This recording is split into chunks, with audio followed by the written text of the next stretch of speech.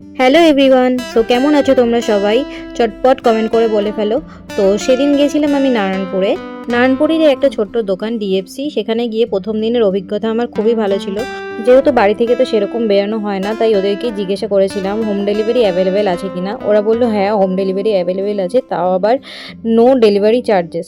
যেহেতু delivery charges নেই, তাই খাবারের যা দাম তাই দিয়েই তোমরা কিনতে পারো। খুবই ভালো খেতে, আমি অনেকবার খেয়েছি, এরপরেও আমি অনেকবার অর্ডার করে খেয়েছি। তো আমি সেদিন অর্ডার করেছিলাম chicken burger, cheesy chicken burger আর একটা চিকেন স্ট্রিপস, যেটা 4টে ছিল। একটা 135 নিয়েছিল আর চিজি চিকেন বার্গারটা 130 নিয়েছিল। ভীষণই ভালো খেতে ছিল। তোমরা একবার ট্রাই করে দেখতেই পারো। নারায়ণপুরে স্মার্ট পয়েন্টের অপোজিট সাইডেই ডিএফসির দোকানটা তোমরা দেখতে পাবে।